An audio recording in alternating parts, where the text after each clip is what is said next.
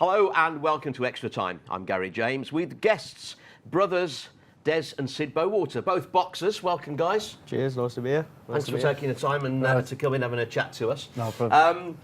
Des, let's come to you first. Obviously, boxing. And before we get into having a chat about how you two guys got into boxing and what you're doing now and fights, let's have a look at you in action from your last fight. Yeah. The last few seconds of the round, and we'll talk more about this. And there we go now. So at this point, Des, Yeah.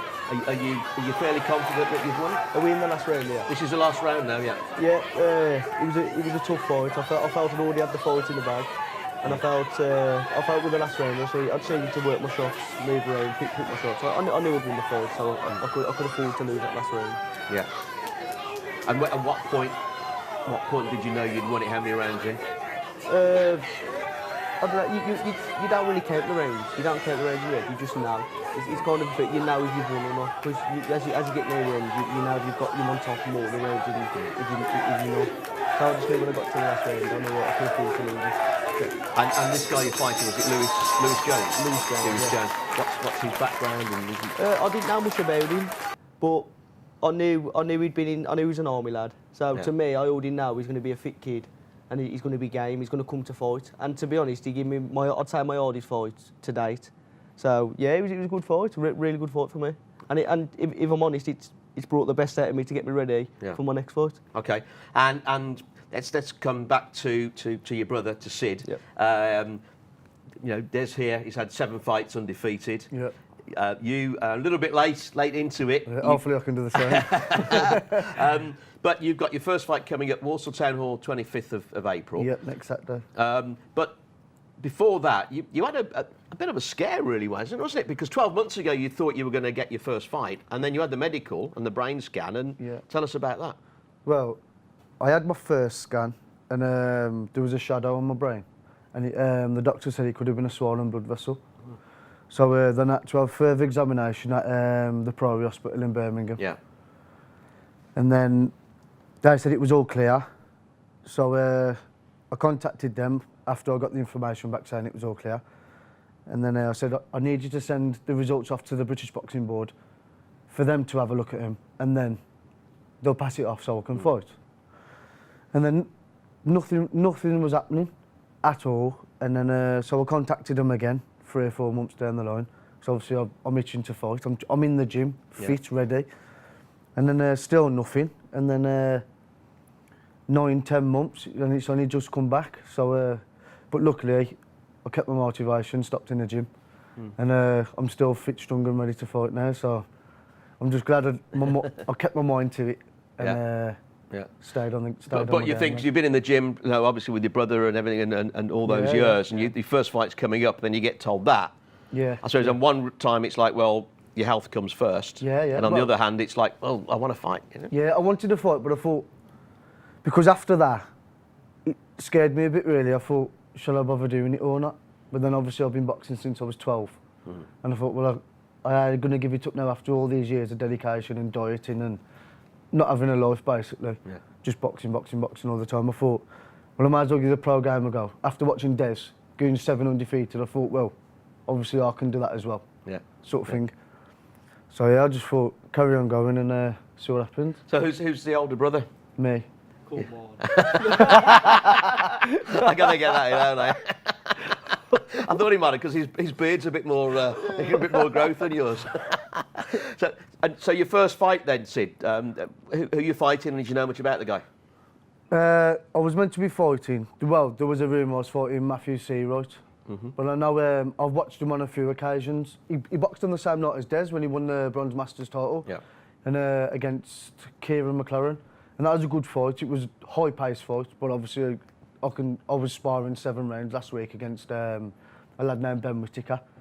Good lad, tall in the England squad. He's in the 3 Nations and all that. So really good opponent, fast. So I'm more than ready to fight him. Like, but yeah, Matt Seawright, his game. He comes to fight. He does get the wins as well. So I know he does come. He's fit. So yeah, I know I've got to be on top of my game to beat him. And how did you, as brothers? I mean, is boxing in the family? How did you start? Yeah, well, we started at a young age. We started kickboxing when we were 7. We did that for a couple of years, but it just wasn't really what our art was set on. So our dad took us to the boxing gym at the age of 9, and I was 9, Sid was 10. And then from there, really, we started at Wolverhampton gym, local gym by us. We did a few years there, and then, like, obviously no disrespect to the coaches of the gym, like, you just feel like you move on. You move on to better stuff, what benefits you. So then we moved on from there, and then, yeah, just from the, been like 10 years amateur. Obviously, I had 63 amateur fights, won a few Midland titles, never managed to get the national title. But, you know, you live and learn, and then decided to turn pro. So, yeah, it's basically all day we're where we am because of our dad. Yeah, so he's the one that's encouraged you, he's coached you, and was it your dad that said to you, you're both good enough to actually turn pro, and eventually, because I know you both probably maybe have to do some work on. I think you're at college now, aren't you, Des, and stuff, in between times. But it was your dad that said, right, yeah, you're both good enough to do this. Yeah, he's always believed in us all the time, but forever giving us criticism as well. But obviously, if you keep giving somebody praise, they're never going to get any better, because they're just going to sit in the comfort zone then. Yeah. So if he keeps telling us we're brilliant, then obviously we're going to stay on the same level. A bit like my director here, you see. I never. I mean, you're the best. You just keep putting you down, you know what I mean? But yeah, he just keeps on your toes. Like, obviously, sometimes he'll say, you've done this well, but there's always a but. Yeah. But you didn't do this. But you never did that. So, but then obviously you're always practicing on your flaws all the time, and you're never actually looking at what you're good at. You're always looking at what you're weak at, so you're always improving as well. Improving your weakness. Yeah, exactly. Yeah. So, like you said, there's always room for improvement. Even the best fighters these days, this day and age, there's always room for improvement. Nobody's ever complete. And how, if it has, how's the sport changed since you started at 9 and 10? And then sort of when you really started to get into boxing and realise, maybe in your early teens that this is it. Has it changed much? Has the training changed much over the years? Is it more, because you obviously had to have the brain scan, is that a standard part of boxing now before you can have your first fight? Yeah, well, when you turn professional, everybody has to have a brain scan to obviously see if everything's all clear, see if obviously your brain's all, all right. So yeah, everybody has to have that when you turn professional. But yeah, with the training, it's the same, but I suppose you have to just do more of what we was doing before and more intense. Yeah. Like, instead of doing 4 to 6 rounds, you'll do 10. But you will get your minutes break in between. When we was amateur, you'll just work straight through your break as well. Right. So, but yeah, it's just more intense and always. And is it because I know sometimes if I'm up and out early at like 5 or 6 in the morning, I see guys in the tracksuits, their heads down, they're running along the road, doing the pounding the streets. Is that? It's I don't know. It's one of the, when you're in the gym, when you've got a fight coming up, when you're training, all your mind's set on is winning that fight. So when you're getting up in the morning, it's made easier by just thinking about that fight. When you run, you think about how you're going to fight, who you've got, how he fights. It kind of does make it easier, because it's like if you're getting up at 5 in the morning and say you was going to do a run, where's the motivation? Do you know what I mean? To us, if we're going to get up at 5 in the morning, we're fighting. Yeah. The person you're fighting is coming to hurt you. Yeah. So you need to be 100%. It's that mindset, isn't it? That positive mindset and getting that mental attitude right. And what have you had to give up? What have you had to sacrifice in your lives to date to get where you are at the moment? You sacrifice a lot. Obviously, as you grow up, as soon as you turn 18, everybody wants to go out and drink and you want to party. And do you know what I mean? Which I'll be the first to admit, I do enjoy after my fights for a couple of weeks. But obviously, when you're training, you're just stuck. Obviously, you train 6 days a week. That's how it works. 6 days a week, one off, sometimes twice a day. But you sacrifice family, sacrifice time, everything. You just evolve around boxing, pretty much. Yeah. And what's next for you, Des? Well, I've had that one, as we've seen the clip of Just, winning the Bronze Masters. And now I'm just waiting for confirmation. A big show at Wolverhampton Civic Hall, which is my hometown. Would be nice to get on. Yeah. That'll be the 6th of June. And hopefully I'll be fighting for a Midland title, which will be a 10-rounder. Yeah, and that belt, winning that leads to bigger things. So, but obviously when I win, not if I win. Yeah. And obviously you're at college now, you're studying personal fitness science to be a personal trainer. So hopefully that's a bit of a backup, isn't it, to turning, to being a full-time pro, so to speak. Sort of helps with the training as well, doesn't it? I feel if I can get my personal training qualification, which is what I've always wanted to do, but it's always been trying to get on the course. So now I've finally got the course, I can work it around my boxing, and then when I pass it, it's kind of I've got something to fall back on. If I don't be successful in boxing, I don't earn the money off it that I'd like to just to box, and then I've got something to fall back on to help people, help other people what they want to do. Yeah, that's brilliant. Well, listen, guys, we wish you all the best for the future. Yep. Sid, especially you, mate, for the 25th. Just need to get started there. The support's going to be great for you, and we'll get you back on again soon and find out how things are going. But for now, thanks very much, and thanks for coming on extra time. Cheers. Right, we're about to take a break. Join us in the second half when we're speaking to Faye Goodman, who's a martial artist, amongst other things. That's coming up in part 2. For now, it's half time on Extra Time.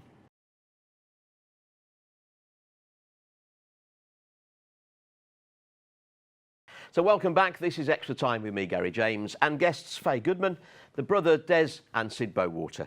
So Faye, we've already spoken to the lads about boxing. Now on to you and your sport. You're a martial artist. You're an author. You're a producer, a director. You're a musician. When do you get time to eat or sleep? I don't actually. If only. and I mean, I've known you for a while now, and you're like me. We're little people that's short. So when I found out martial arts, it didn't go together, but obviously it is. But before we find out more about martial arts and how you got into it and what you're up to these days, you've made a programme, one of many, called Lady Samurai. Yes. So let's just have a look at you in action, a little bit of a clip from Lady Samurai. Tell us a little bit about what's going on here. Okay. Right. Here I'm studying for the 7th Dan, which I took 10 years ago, over 10 years ago actually. You see Oshita Sensei giving me instruction, helping me to draw the sword correctly, and I'm using what's called a shinken, which is a razor sharp blade. So you have to be very careful how you draw, cut and move, otherwise a few things might go missing. Here I'm cleaning the dojo. This is part of the etiquette and respect for the dojo and the art we study. So before every practice I would do that. Here you can see on this occasion I had a hand injury. I actually had to cut my hand slightly with the sword. And on this picture here, Oshita Sensei is correcting my posture. Everything has to be precise. The movement of your fingers, the way you look, your back being straight, the movement, the timing, the feeling, the breathing. There's many facets to what you have to do to perform each kata. Right. So is it a form of martial arts where it's combat, or is it purely an art form of moving and movement that is the art behind it? Well, when we're using the live blade, it's very good news that it's on our own. We wouldn't have many partners, would we? But we do what's known as tachi no krai, where we have the wooden swords. So we do engage in movement then, and it's defending and attacking, but not with the live blades or the yaita, which is a practice sword. So it's purely about learning the discipline, the timing, the movements, the forms. Now the katas are actually combat orientated, so they've come back for many centuries. How the samurai would practice, to deal with battle, to deal inside a home from a sitting position. Out in the battlefield, they would sit in a position called tatahisa, which the one knee would be up. It's a very comfortable position for the samurai and Japanese people. And of course, they didn't used to have the luxury of chairs, so on many occasions they'd be kneeling down. So we'd learn how to very quickly block and attack from any particular angle and against one, two, or several opponents. So if one of our boxers here suddenly threw a punch at you, you'd be all right, wouldn't you? I'd jump in your lap. I've got to be honest. I think I'd rather get in the ring with you guys, I think, after seeing that. I'll just drink my tea. Yeah. So I think you started martial art when you were, 13? Yes, Something. 13, 14. So yes. how did it all start and why? Well, there was 2 reasons actually. The first one, I was actually attacked when I was 13, and it was 3 men, and it was sort of a lovely summer's evening, 8 o'clock. I was walking home, built-up area, people around. You don't expect that to happen, so it was a complete surprise and quite a shock. Fortunately, one of the young men didn't want to be party to this, so he actually ended up helping me escape, strangely enough. And I often wonder what would have happened if he hadn't. Yep. So that fear of being attacked, not knowing what to do, and knowing nobody's going to come to your rescue sometimes, you have to learn to fend for yourself. I knew nothing about self-defence or martial arts. And I didn't take it up then. It was about a year or so later when my brother found a club. He'd been to see Bruce Lee, and everybody was talking about Fist of Fury. And he came home wanting to be the next Bruce Lee and martial arts, so he joined. And then he decided to practice on me. So it was like Peter Sello's Cato and Clouseau, you know. You've seen that, haven't you? Yeah. So he'd be hiding you behind the banister. The funniest thing he did was climb in our airing cupboard, which was ridiculous, and fell out. And he'd say, "Oh, Faye, put your leg up here and twirl and whirl me around." I thought, well, gosh, you know, if you can't beat them, join them. So I joined, and it was the best thing I ever did. And we were together very close for years, practicing, studying. We went to do other martial arts from karate, aikido, jiu-jitsu, and that's how my road took me to the path of the Iaido. And so karate and jiu-jitsu, and what's the other one that you do? Aikido. Aikido, yeah. Well, it's now a combination system, which is my own system I devised, which is called Shinto-ryu, and that means nature's way. So I took the best of those techniques and made them into a more simplistic system that I could show people in the workplace or at school or whatever, so they could learn the confidence, the body language, the awareness, and to, you know, do a technique if they had to worst case scenarios. It wasn't just about attacking, it's about trying to manage a situation and getting out of it before it happens, if possible. And when you were doing martial arts, did sort of boxing come into it? Because obviously we've got the lads here with boxing. Or likewise, guys, did you look at martial arts, or is it a crossover, or? It's more in the martial arts, more just concentrating on striking, isn't it? It's a number of different things, but where I think there might be a sort of parallel is, you know, your attention to watching the opponent and looking for that little sign. Yeah. We do sparring, so for example, if I'd be in very much a boxing position, and as the enemy comes in, if you see them twitching or the shoulder go up or a little move, you know, fast. Yeah. So that's, oh, sorry. I didn't go that way. So it is about timing, body movement, you know, how you manage that situation to protect yourself, but you're looking for the opportunities to strike. And I think there's boxing in a way is a form of martial art. I feel it's a defence system. Yeah. You know. It's like you said yourself, just with what got you into it was somebody trying to attack you, and I think for what you do, it could be an inspiration to a lot of young women growing up and that, because the world we live in this day and age, self-defence does go a long way, and like you say, you need to, like what happened to you, you need to look after yourself.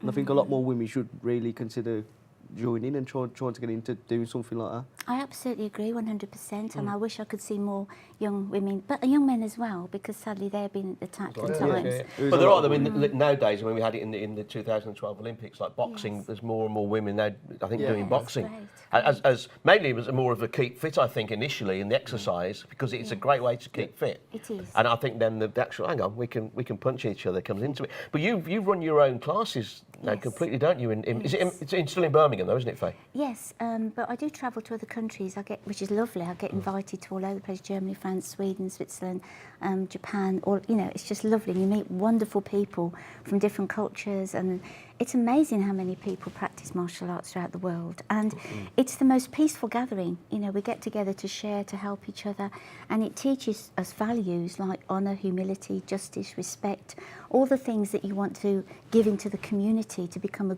hopefully a good standing human being. That's our real objective when you study a martial art. And an author as well. Oh, yes. You've written tell us about the book. Oh, the book, okay, yes. Well, the first book I wrote was quite some time ago, and it was called Self-Defence for All. That actually got featured on Neighbours twice, believe it or not. I know. Madge had dreamt she was a ninja and was throwing Harold about. It was the funniest thing ever, but anyway. And then was, again, a girl being stalked, so they were looking at the book for advice, which is really nice to know. But that was my first book, and it was, again, teachers, women, men, children, and it was an introduction to a self-defence. The second book I did, which got split into several different versions, was more looking at several different disciplines. And what I wanted to do was show people, you know, what they might find attractive. You know, if they did karate, they might think, I'd like to try Aikido, what's it all about? I've never done a martial art, what are they all about? Because people would think, what's the difference between jiu-jitsu and judo and karate and kickboxing? So the book did that. It did some of the main disciplines and 3 or 4 more obscure disciplines and arts. And that's what I wanted to do, to invite people to see and look at the benefits from what the basic techniques was. Was it suitable for children? Was it suitable for women? Was it suitable as a self-defence system? You know, and the history, some of the histories are fantastic, how martial arts came into being. So all that's in the book. And what would you recommend? Because, I mean, for little ones, if somebody's got young children, say 5, 6, 7 years of age, is there the right martial art for them to start with? Or is it judo? Is it karate? Or? It's it's very difficult to give that advice because children take to things they feel quite natural with. I think it's lovely to try. I think if parents can take their child to an Aikido class or a Jiu-Jitsu class or a karate, I personally like combination systems because I like to think if I can punch hard, punch. If I want to throw somebody or disengage or get out of a technique, I know how to do it. And the most important thing is to get a really good teacher. That for children, absolutely. Someone they trust and can build from, and that will encourage them to try other martial art disciplines, to find the one for them. And I think that's really important. It's fantastic for their confidence. And teachers that I've spoke to have said, how children come on and their learning abilities are heightened. And that's a fantastic thing. My brother used to specialise in teaching children, and it was wonderful to see how they came on through his teachings. So next for you, are you back abroad again soon with Samurai or? Oh yes, I'm flying out next Tuesday night for 10 days. I'm doing an embu in the Kyoto Taikai in the very old 400-year-old Budokan. This is in Japan. In Japan, in Kyoto, and I will be attempting a grading as well. And so that's, I'm not going to be successful because no one outside of Japan ever has been, but I'll be the first lady to try, which is really nice. And it's just the honour of being part of it and learning, and I think helps you hopefully to become a better teacher. It's been great having you all guys on. And guys, Sid, Des, Faye, thank you very much for coming on. That's about it for another show. Many thanks to say to our guests. And if you'd like to get in touch with the show, please do. It's extra time at bigcentre.tv. See you soon. Bye-bye.